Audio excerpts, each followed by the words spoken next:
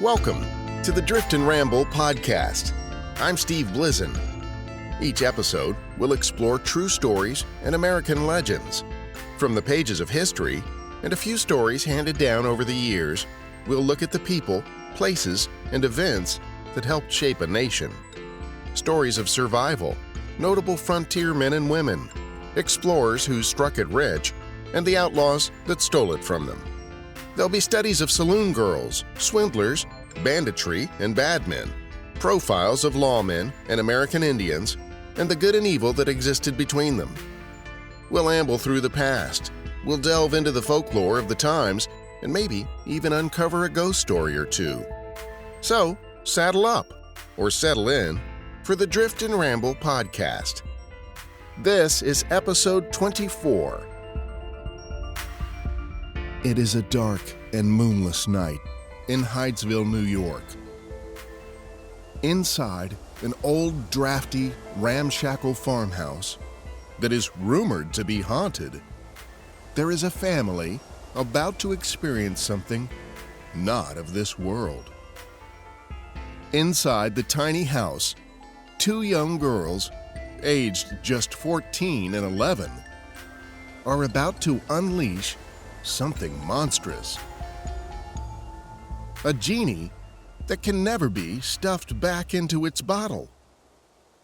On this chilly evening in March, the girls waylay a neighbor and share a frightening phenomenon.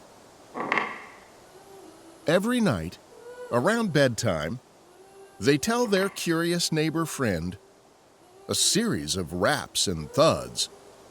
Strange noises emanate from the walls of their modest bedroom. But these sounds are not just random creaks and bends in wooden walls and floorboards. These seem to display a peculiar intelligence. The neighbor, of course, is skeptical, but intrigued. She joins the girls and their parents in the modest home. The girls' mother, Margaret, begins the demonstration. On my command, Spirit, I insist you count to 5. Now, count to 15. Now tell me our neighbor's age. 33, is that correct? If you are an injured spirit manifested by 3 raps. The neighbor gasps. The parents are so dismayed by this ghastly spirit manifestation, they abandon the house and send the girls to live with their older sister.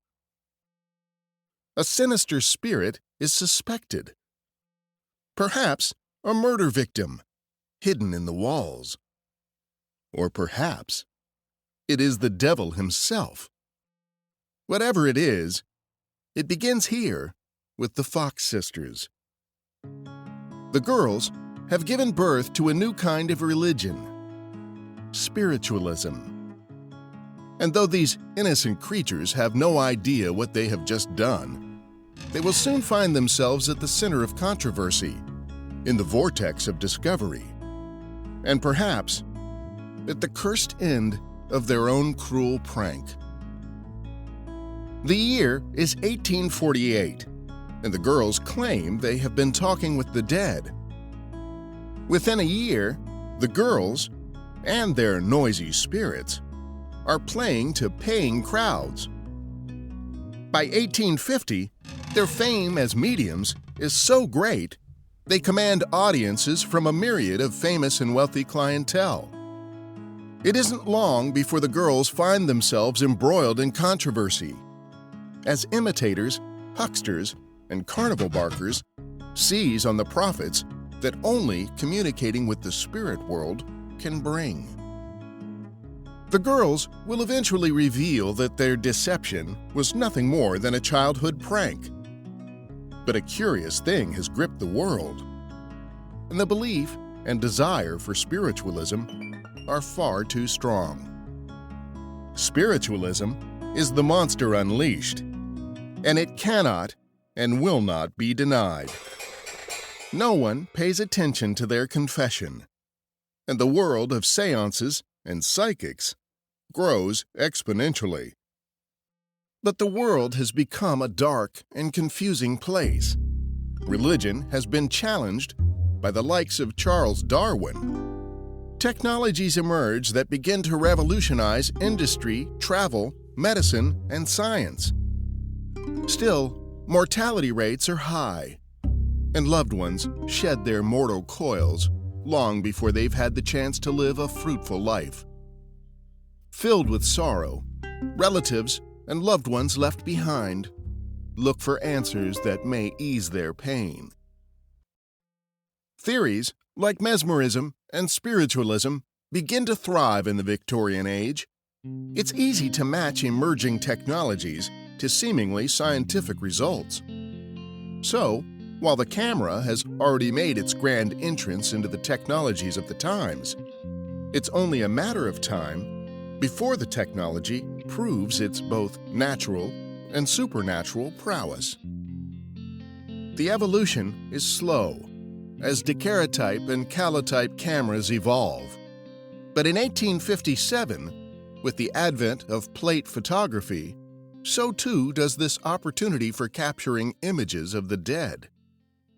The first of these spirit photographs occurs quite by accident in 1860, as W. Campbell is experimenting with his camera in his Jersey City, New Jersey home. He photographs an empty chair, develops the photo, and to his astonishment, there is a faint but visible image of a young boy in the frame. What? What sorcery is this? Show yourself, boy! This studio is no playground. Make yourself known. I'm waiting. Bah! He shows the mysterious photo at the 20th annual meeting of the American Photographic Society. Curiously, no one in attendance can explain the unusual image. Strange indeed. Were you sure you closed the aperture completely? I say, he does look exceptionally ghostly. Yes, of course. Even if I hadn't, there is no young boy alive within miles of my home. Is it possible you combine 2 photograph plates in your developing solution? No, I only own the one set. This photography hobby is a very expensive one indeed. Indeed. Campbell tries several more photos, but none produce another image of the child specter. Campbell and a few of his colleagues believe he may have captured a ghostly spirit, but he cannot reproduce the results. To form an image, these old plate cameras require expensive glass plates covered in a gel of photographic emulsion. The plates are then exposed while still wet. These expensive glass plates are simply cleaned and used over and over. An improper cleaning could easily result in transference of residue from one image to another. Yet colleagues at the American Photographic Society never consider this as a root cause for Campbell's odd photograph. And Campbell claims he's never seen the child before. And while Campbell and his single spirit photograph fade into history, a 29-year-old Boston jeweler tinkers away at his photographic hobby. His wife is engaged as a healing spiritualist. In 1861, the man is developing portraits of a workman when he discovers a second image embedded in the frame. The jovial jeweler turned photographer would later claim this was the catalyst for experimenting with spirit photography. Soon, William H. Mumler produces a self-portrait that also bears the image of a young girl. He claims the girl is a dear departed cousin and shows the picture to family members. It isn't long before Mumler's spirit photography business eclipses his regular job. His fees are said to be exorbitant, $10 per sitting, and with no guarantee of an apparition. Clients are so eager to capture an image of a loved one, or a supernatural being, they flock to his studio and pay the outrageous price tag. But Mumler's work is not without controversy. Throngs of detractors arrive to find ways to debunk his techniques. One such man was a spiritualist himself, named Dr. Gardner, who, after sitting for Mumler in his Boston studio, recognized that some of the ghostly apparitions that appeared in these pictures were still, in fact, very much among the living, and living quite comfortably right here in the city of Boston. Mr. Mumler, I should like to schedule a spirit photographic session with you. Very well, Doctor. That'll be $10. Of course, you must understand, however, I cannot guarantee that you will see any spirits in the photographs I take. These unearthly beings only show themselves on their own whim. I have no control with what regularity or to whom the spirits will show themselves. Very well then, Mr. Mumler, but you should know that I am a medium, and I regularly consort with the dearly departed. I have every confidence that if spirits do reveal themselves in your photographs, they will reveal themselves to me as well. Very good, Doctor. Now let's try one seated, shall we? Back straight, chin up. Now face the camera in a thoughtful pose. Perfect. Okay. Steady. Steady. Hold. Perfect. Now if you'll excuse me while I develop these plates. Oh, you shouldn't need to excuse yourself, dear Mr. Mumler. I would like to watch you and your process in developing these plates. Very well. Step this way into my laboratory. Mind you, I shall keep the lights dim so as not to overexpose the plates. There we are. And look. You're in luck. 2 ghostly images appear. Here, let me see that one. I happen to have my magnifying glass with me, and... Yes. Impressive indeed. There is a ghostly image here. A long-lost relative, perhaps, Dr. Gardner? Well, not a relative, and certainly not long lost. This is Mrs. Finch from the butcher shop at the corner of Myrtle and Joy Streets. I recognize her immediately. I was just by there this morning buying bacon. And this man is Clarence Pemberton from the Beacon Street Bakery. I'd know that man anywhere. These ghostly spirits are fakes. You, sir, are a marvelous fraud. Preposterous. Outrageous. Absurd. Dr. Gardner, I must ask you to leave my studio at once. Though the accusations hurt Mumler's business, he continues undaunted, and most of his clients seem genuinely satisfied with the results of their spiritual photography sessions. But as the years pass, Mumler's detractors become more and more enraged. Regular photographers found the practice of photographing ghosts an insult to the profession of photography. They bristled at the thought of such an unscrupulous business. Speculation on how Mumler is deceiving his quarry is common conversation among anyone with a camera. But the Civil War, it seemed, was a major contributing factor in the success of Mumler's photography business. Loved ones, suffering from loss, sought a final, hopeful image of departed soldiers, sons, brothers, or fathers. Mumler was there, providing his costly services to any willing customer with the fees to pay for his service. Although Mumler was not alone in the new field of spirit photography, many of his contemporaries were less proficient with their skills. They were also attacked for defrauding an unsuspecting public. Many of these hucksters were quickly exposed. As the public became slightly more aware of the ease with which photographs could be manipulated, Mumler, and men like him, found their business eroded by suspicion. But Mumler was perhaps at the pinnacle of all spirit photographers. Amidst the suspicion was the side benefit of constant publicity from the press. And he also had something many other spiritual photography outfits simply didn't enjoy: an exclusive stream of high-profile clientele with very deep pockets. When James Black stepped forward to disprove these photos of the dead, the famous Boston aerial photographer was so confident he could spot Mumler's ruse He bet the man $50 he could catch him. Black then inspected all of his gear, processing supplies, and even followed the suspected trickster into his dark room. As the image materialized on the negative, Mr. Black, wonderstruck by the mysterious specter, declared, My God! Is it possible?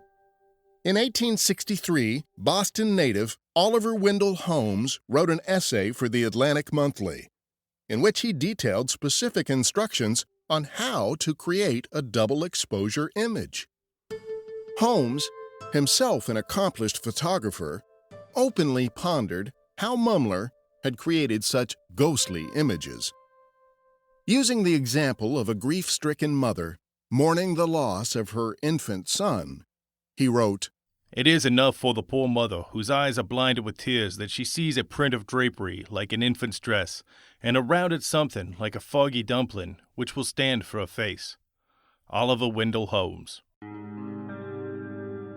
Business began to fall off sharply, as more often than not, the words Mumler and hoax were spoken in the same sentence.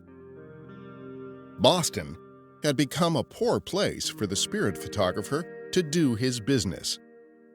So he moved his spirit photography studio to New York. In the meantime, a seemingly unlikely player in the carnival of spirit photography releases a book debunking hundreds of common myths, cons, and deceptions. And it has its own chapter devoted to spirit photography. It is titled, Humbugs of the World, an account of humbugs, delusions, impositions, quackeries, deceits, and deceivers, generally, in all ages. And it is written by none other than P.T. Barnum. I am determined, so far as in me lies, to publish nothing but the truth. This I shall do, with good motives and for justifiable ends, and I shall do it fearlessly and conscientiously. No threats will intimidate, no fawnings will flatter me from publishing everything that is true, which I think will contribute to the information or to the amusement of my readers. If we could have full exposure of the tricks of trade of all sorts of humbugs and deceivers of past times, religious, political, financial, scientific, quackish, and so forth, we might perhaps look for a somewhat wiser generation to follow us. I shall be well satisfied if I can do something towards so good a purpose. Phineas Taylor Barnum. Meanwhile, Mumler markets himself in New York in much the same way as he did in Boston, but perhaps now with the benefit of more experience behind him. It is now some 8 years since I commenced to take these remarkable pictures, and thousands bear testimony to the truthful likeness of their spirit friends they have received through my mediumistic power. What joy to the troubled heart! What balm to the aching breast! To know that our friends who have passed away can return and give us unmistakable evidence of a life hereafter. By early 1869, Mumler is the best-known spiritual photographer in New York. He is approached by a Wall Street financier named Charles Livermore. Livermore, it turns out, is working as an investigative reporter for the New York Sun. And he, along with a team of other reporters and investigators, are preparing to do a story on the photographic apparitionist. But Livermore's careful observations and judgment are perhaps clouded by grief and a longing for his dead wife.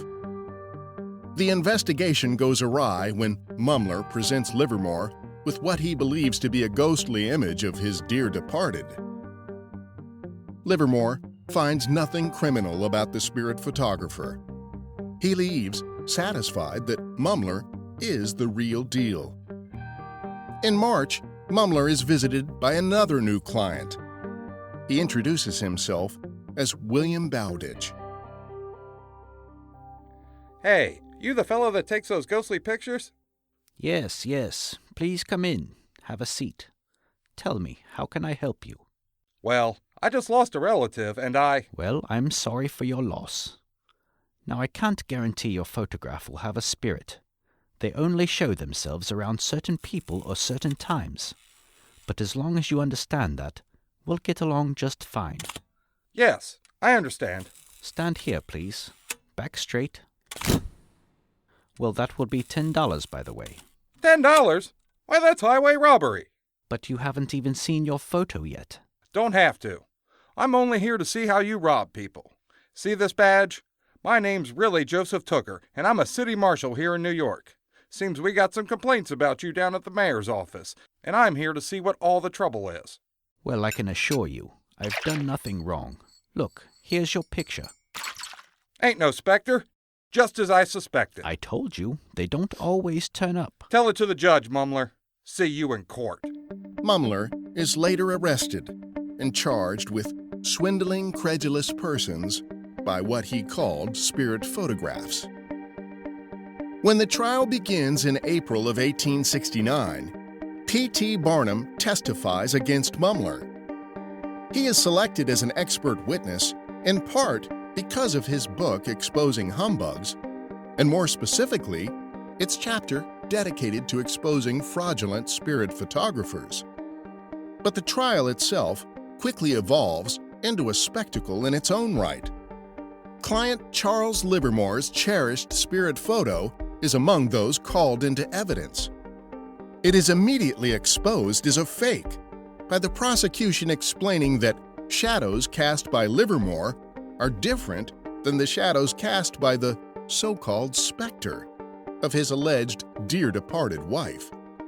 And just how is it that ghosts can cast shadows in the first place? Another client of Mumler's takes the stand. It is a former Justice of the New York Supreme Court, Judge John Edmonds, who shocks the courtroom when he testifies that not only can he see the dead, but that he also converses with them regularly during trials, and they assist him with his decisions.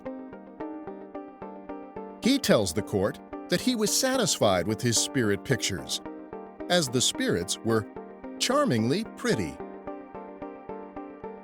Barnum delights the public, turning the courtroom into a spectacle for the masses. After all, the man is most famous for his three-ring circus. Barnum testifies that while writing his book exposing humbugs, he purchased several spirit photographs to investigate. And the man he purchased them from was none other than William Mumler. He continues that, After I purchased these pictures, Mr. Mumler and I exchanged several letters. In them, he confessed to me that these pictures were fakes. Is that so, Mr. Barnum? Can you produce these letters for the court to review? Sadly, these letters were all lost when my museum burned down in 1865. when Luthera Reeves takes the stand, she positively identifies the ghostly image in her picture as her dead son. Well, of course that's my son. You can see by the image that he suffers from a curvature of the spine, just like my poor boy did. There's no doubt that this is a specter of my child. Defense attorney John Townsend seized on this testimony, making it nearly impossible for the prosecution to argue any further. Your Honor, people of the court, how could this man be accused of fraud when people clearly recognized their loved ones in the pictures? Barnum still has one more trick up his sleeve. He hires famed daguerreotype photographer Abraham Bogardus to demonstrate how easy it is to create a fictitious photograph. Bogardus creates an image depicting deceased President Abraham Lincoln. And this example will prove to be a strange coincidence indeed. When the trial concludes, Mumler is acquitted. Though the judge feels that Mumler is deceiving his clients, no hard evidence of a crime can be produced. Mumler leaves the court a free man, but his reputation is in tatters. And here is where the story really gets strange. About a year or two after the trial has concluded, according to many of the resources I consulted, either in 1871 or 1872, a mysterious woman comes to sit for William Mumler. This would become the most famous photograph in all of Mumler's catalog. According to Mumler himself, the woman, dressed in all black and wearing a heavy veil, identifies herself as Miss Lindahl or Tyndall and insists that she keep her long, dark veil over her face until just before the photograph is taken. Only when she raises the veil does Mumler recognize who is seated before him. It is the former First Lady, Mary Todd Lincoln. 7 years after the death of her husband, Mary Todd Lincoln is once again reunited with her man. In the photograph Mumler produces, the image of Abraham Lincoln stands behind Mary Todd with his arms draped over her shoulders. The image becomes one of the most widely reproduced spirit images of all time. Mary Todd was thought to have gone crazy. In fact, the former president's image was even used as evidence against Mumler in his very high-profile court trial. She must have been crazy to sit for Mumler after all this bad press. But sit for him she did, and in doing so, made spirit photography something that can never be erased from America's weird and wonderful history. The ghostly image of Mr. Lincoln may fade, but the indelible mark of spirit photography is forever etched on our collective photographic plate. In 1875, Mumler published his memoirs, titled The Personal Experiences of William Mumler in Spirit Photography.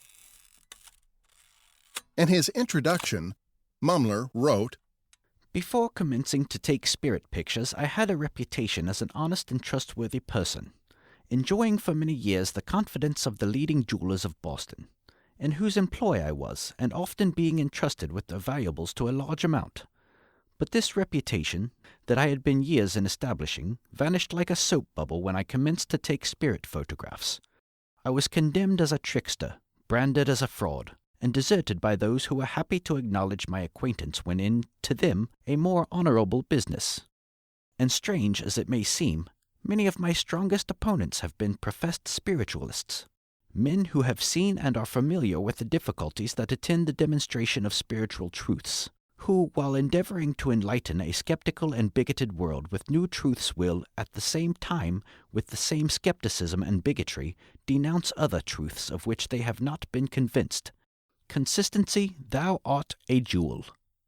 Like the famous Fox sisters of New York, Mumler and his camera have opened a Pandora's box, one that may never be closed. And just like the Fox sisters, the famous spirit photographer dies penniless, all but forgotten. Yet Mumler's photographs live on. He could have been a very wealthy man. It turns out he held many patents on photographic equipment plans and processes that could have revolutionized photography. William Mumler died in 1884. Over the years, many others would carry the torch for spirit photography. Dignitaries, luminaries, actors, and authors all join their ranks. Among them are Sir Arthur Conan Doyle, and he is so strongly convinced he writes the Daily Express about the paper's editorial treatment of the topic in 1919. What follows is an excerpt. Sir, I am convinced that if your correspondents were to examine the literature on spirit photography, they would treat it more seriously than most of them seem inclined to do. It might occur in some cases that a plate used twice would show some trace of the former exposure, but as the extra faces are often not in front of the sitters, such an explanation becomes impossible. There are other spirit photographs, which would appear to be real photographs in the ordinary sense, the camera recording that which the human eye cannot see. The more that a man looks into this subject, the more he will find that it deserves worthy study, and not unworthy sneers. Arthur Conan Doyle. Doyle even writes a book titled The Case for Spirit Photography, which is published in 1922. Spirit photography did not die with William Mumler. In fact, the practice continues to this day. Over the years, Many people have claimed to capture images of unexplainable origins. Some are quite disturbing, and others are clearly fakes. Though the temptation to fake photography of otherworldly phenomenon is too strong for some to resist, others, like P.T. Barnum, Sir Arthur Conan Doyle, and Eric Weiss, or perhaps you know him better as Harry Houdini, fought to separate the fakes from authentic photographs. Houdini, like his contemporaries, was hoping to clear the field of fakery so that only authentic apparitions could come through. Houdini exposed phony mediums with a vengeance and inspired many modern magicians to follow suit. But when the double-edged pendulum of spiritualism swung back the other way, it deeply severed the friendship between Houdini and Sir Arthur Conan Doyle. Houdini had exposed, as a fraud, a man who Sir Arthur Conan Doyle felt was capable of summoning supernatural powers. Doyle was incensed over the humiliation of his friend. So much so that the magician and the author squared off and ended their friendship, turning instead into bitter enemies. Meanwhile, the quest for spirit photographs persists even today. You can find dozens of ghost hunting television shows dedicated to documenting floating orbs as spiritual manifestations. Their temperature gauges record sudden, unexplainable dips in degrees. Dimly lit rooms allegedly illuminated by tiny particles of light that drift past lenses, while exuberant hosts profess their enthusiasm and identify these tiny globes of light as spirits. The sleepless crew, miles of cables, truckloads of electronic equipment that whir in blink and haunted spaces, all gathered in anticipation of that moment when we finally, unequivocally, know that we have witnessed a specter from beyond the other side. Today, there are more cameras in more places than at any other time in history. You'd think by now we would have seen the unseen. But just how will we know when we've seen it? Will someone tell us that we have? Or do we trust our natural instincts and indicators that reside in our limbic system? Fear, fight or flight, that chill down your spine, or the hair standing up on the back of your neck. Spirits that leap in front of game cameras, flickering floodlights controlled by motion detectors, triggered by mysterious movement. Surveillance cameras that slowly pan and scan, capturing shadowy figures in deserted hallways, opening and closing doors. Ghostly sounds captured on recording gear. If spirits want to make contact with you, you'd better believe they'll make themselves known. The only question that remains is, are you prepared to deal with it? Until we meet again, I'm Steve Blizin. See you at the next installment of the Drift and Ramble podcast.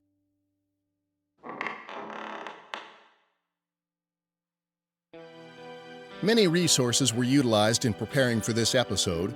Although every effort has been made to provide fact, some discrepancies may arise. I'd like to acknowledge the following resources. The Case for Spirit Photography by Sir Arthur Conan Doyle. Smithsonian Magazine, smithsonianmag.com. Wikipedia.org. Encyclopedia of 19th Century Photography, edited by John Hannavy. History.net. Haunting Museums by John Schuster. The History of Spirit Photography, The Haunted Museum, prairieghosts.com. The True Mary Todd Lincoln by Betty Bowles Ellison. Humbugs of the World, an account of humbugs, delusions, impositions, quackeries, deceits, and deceivers, generally in all ages, by P.T. Barnum. The Personal Experiences of William Mumler in Spirit Photography, by himself. I'd like to say a special thank you to Julian Searles and his welding capabilities for removing the squeaks from my studio chair. Just about every episode, I say thank you to all my listeners, and it may sound like it's routine to you, but it truly is sincere. I can't believe how many people listen to this show and who those people are, and the feedback that I get from you makes everything worthwhile. So thank you for listening. I really appreciate that. One way you can show your support for the show is to leave a review on iTunes or Stitcher or any place where reviews are able to be left. Leaving a review for this show requires nothing but a couple of minutes of your time, and I sure would appreciate it. I want to say thank you to all the folks using the Podern Family hashtag. Using the Podern Family hashtag, you can find a number of great shows to listen to, great people, and a wonderful community of supportive podcasters. Hashtag Podern Family. As you know, the Drift and Ramble podcast is part of the Fate Crafters Network. Fate Crafters is a group of highly talented writers, producers, performers, sound designers, and composers creating some of the most compelling audio drama content available today. Some of the shows are full-cast audio dramas, and others, like Spines, are single narrator stories so well conceived, written, and produced that you become immersed in the story long before you realize it. Imagine if you woke up one day, covered in blood, suffering from memory loss, and surrounded by the remnants of some strange cult ritual. Spines is the story of Ren's search for answers, and the strange and powerful people she meets along the way. Spines is one of my personal favorites among the Fate Crafters shows. It evokes a high level of suspense while pulling you deeper and deeper into the mystery. Spines is expertly written by Jamie Killen, and I'm confident that after one listen, you'll find yourself subscribed. Spines is on iTunes, Stitcher, and wherever else fine podcasts are found. You can also find Spines on Facebook and on Twitter at Spines Podcast. Be sure to check out the complete lineup of Fate Crafters audio drama content at fatecrafters.net.